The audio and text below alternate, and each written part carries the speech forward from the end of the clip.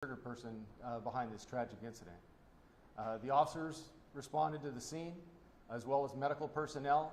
Unfortunately, the wounds that the victims incurred were life-threatening and could not be treated there on scene.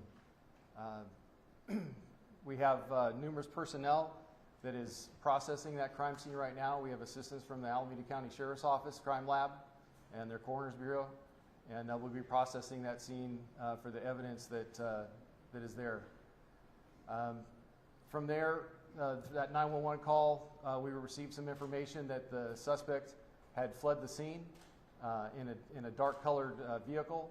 We were able to garner investigative leads on that particular vehicle, and we put out a bulletin to all of the surrounding agencies throughout the state of California. Just recently, we received a call from the suspect, and he wanted to turn himself in. And so we were able to have a conversation with him, and during that conversation, we were able to keep him on the phone line and direct the CHP units down to the area near Coalinga to take the suspect safely into custody. And with that, I'm going to turn it back over to Lieutenant Kelly. I want to, you can hear the emotion in Chief Holmes' voice, and I want to tell you why. Is because Chief Holmes personally talked the suspect into surrender and spent about 45 minutes on the phone with him to get him to surrender peacefully. And I've known Chief Holmes for a long time. I can see the emotion and feel the emotion in his voice. So this has been a very difficult day for him and for our department. So I really want to credit Chief Holmes for his leadership. And he just so happened that when the call came in, we couldn't let it sit. So he picked up the call. I was with him and one of our crisis intervention deputies, and he was able to bring this to a peaceful resolution. So thank you, Chief. I can see and feel the emotion of what he just did. A very, very noble act on your part, sir. So thank you. You're going to have a lot of questions for us, and so we're ready to answer those questions. There's some questions we don't know the answers to, so I'm willing to go there. But so where we stand now is this is an active double homicide investigation. There was a third person present in the home at the time of the double homicide. That person is safe. That person is a key eyewitness. Our investigators are working that. We have the scene here on Colebrook in Dublin being investigated, our crime lab personnel, and all of our detective staff. We have staff deployed now to the Central Valley, where we have safely taken Mr. Williams into custody. At this point, we will meet with the Highway Patrol. I want to credit the Highway Patrol for their quick action. They deployed resources in a part of the state that's very rural and desolate during this very trying time with the temperatures.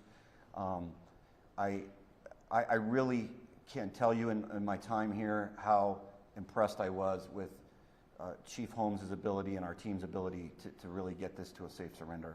I'm really humbled by that. As you can tell, our agency is in shock. This is not something we deal with. This is not what we're about.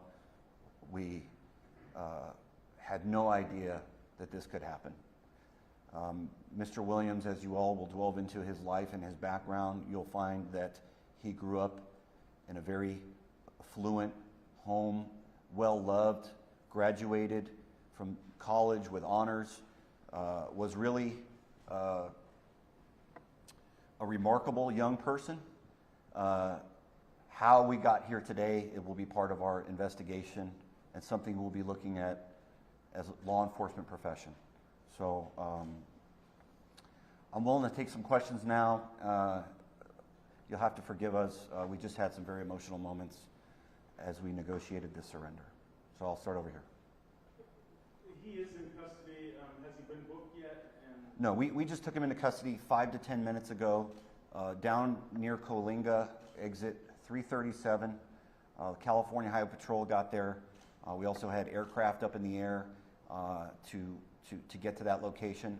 Our detectives are en route to the Central Valley to meet with our CHP partners.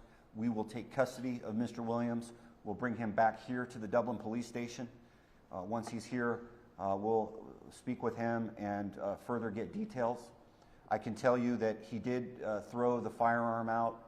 There's an active search underway right now near the Altamont to recover the firearm. We hopefully have an idea of an area where the firearm was discarded. That helped us in our conversations with him. He explained to us that he did not have any other weapons in the car. We were concerned about his potential to inflict more violence or to harm himself. So the chief was able to get that information, and it sounded like there were, at that point we knew there were no other firearms in the car. We believed, sounded like he was being truthful and honest with us. So that really helped de-escalate the stress level as far as a confrontation. He complied with everything and surrendered peacefully, and so we're in the midst of doing that exchange with CHP, obviously time and distance being a factor. So he'll be back here later this afternoon. Can you just explain the relationship between him and the victims? Was there some... So that's a key question. We're looking into the relationship. There is connectivity between Mr. Williams and the victims. The victims are a couple, a married couple. They do have a child in common that's here in Dublin. This is one of our more upper middle class affluent communities. It's an area where there is not violence. These things don't happen. And so it's very shocking for that part of the community, that neighborhood, to have to deal with this. We're trying to make sense of all this and lead our community and lead our agency and this city through this very difficult time. So a lot of questions to come. We believe we'll get the full picture. We believe at some point we'll land on a motive as a reason as to why this happened. We'll slowly get there, and we'll make that available when it's time. But he knew them, right? It's not like He knew them. He knew them. This was not a random crime. This is not.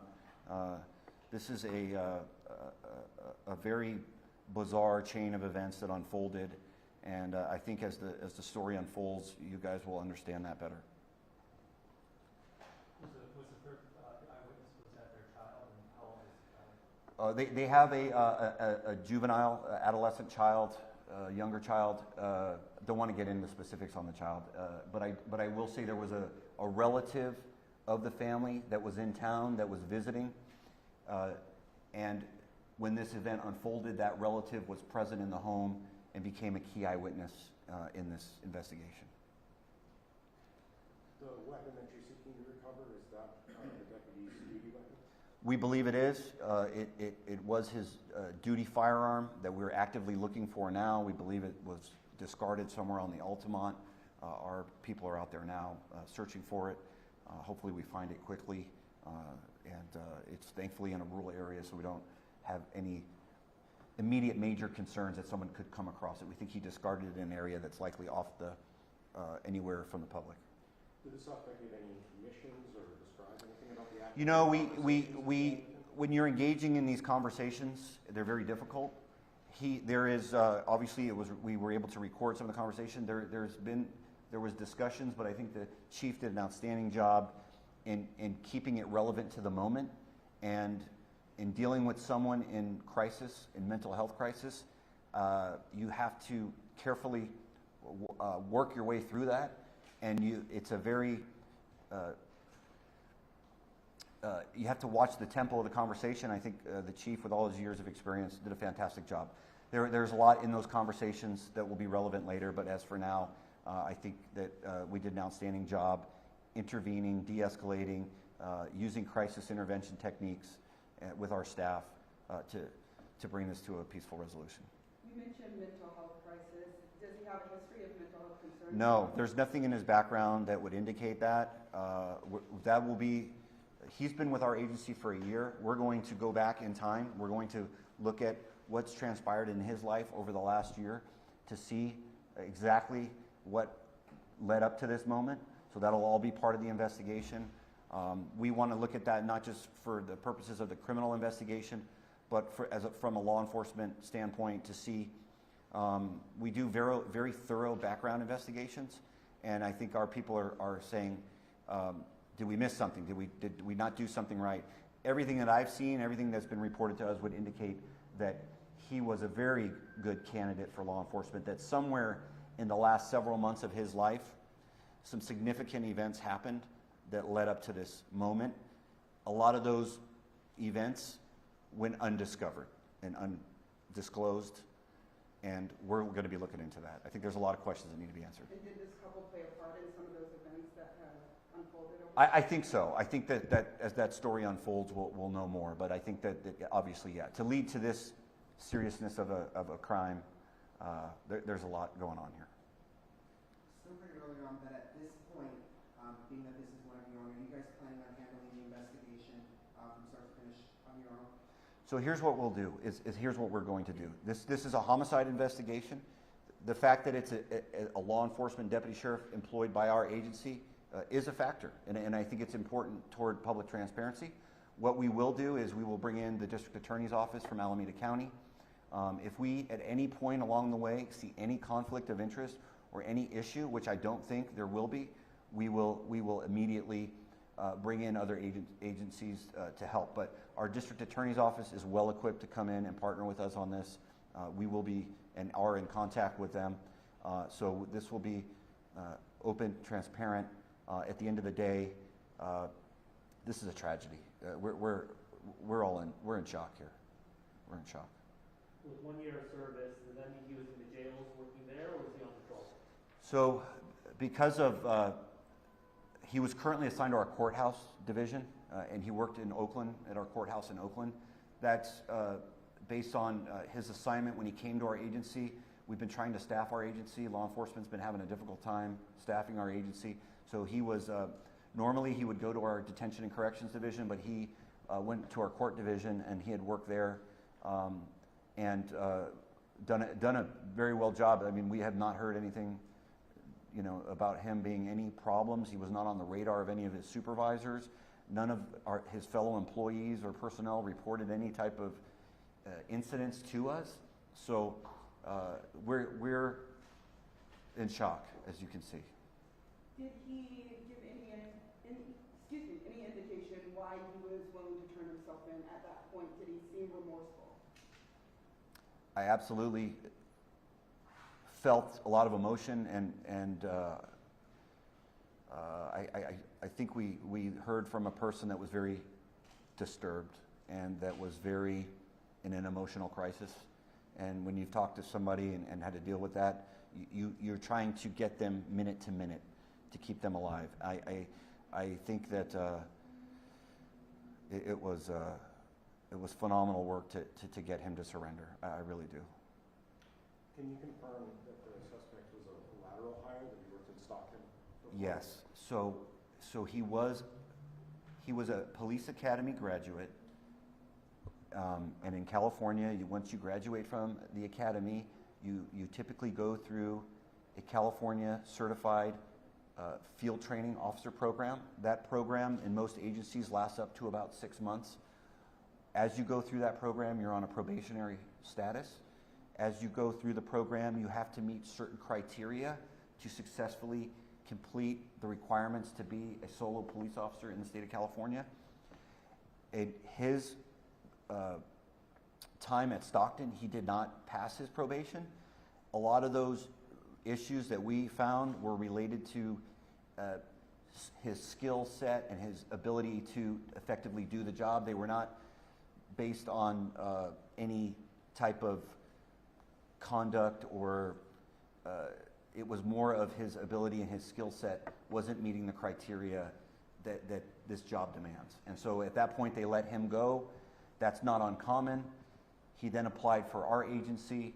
We did a very thorough and complete background done by one of our top investigators, a psychological exam, a voice stress analysis exam on him, a complete and thorough background, talked to everybody in his life, and did not see there was nothing in his background. He's 24 years old, so he doesn't have a lot of life experience per se, and so his background was immaculate. Can you give us any information about the victims? How old were they, and did they have any connection to law enforcement at all? No, they have no connection to law enforcement that I'm aware of. I believe our female victim is 42 years old, and the husband, the male half, we're not ready to release the names yet, I believe is about 58 years old. Do you have a timeline of events at this point yet established? Seeing that you said he was in Stockton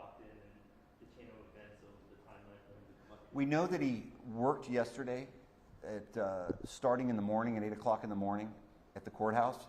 We know then at about 5 o'clock he took an overtime shift at the Santa Rita jail. After his overtime shift ended at 11 o'clock, he got off, left the facility, and then the timeline between 11 o'clock at night and 12:45 in the morning is what we're trying to fill in.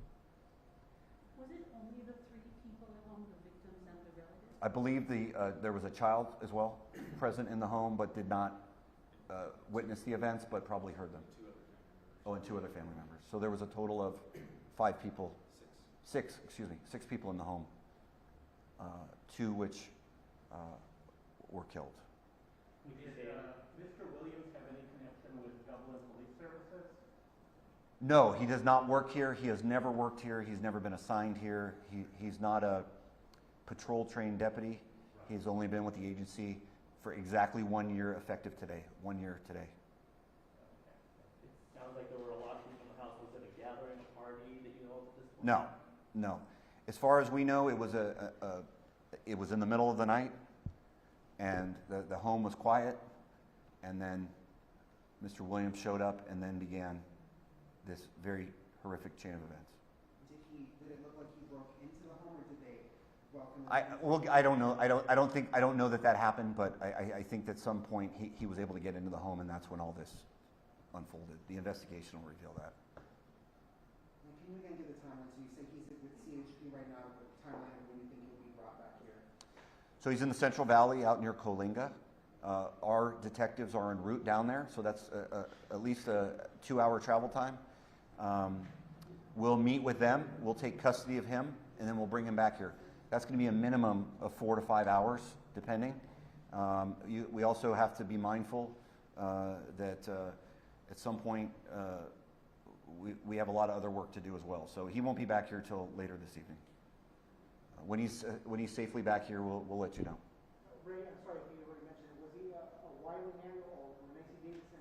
I think Wiley Manuel, and he could have also worked at the other courthouse, RCD at Oakland as well. What kind of car? Which car was he in? He was in a gray Volkswagen Jetta.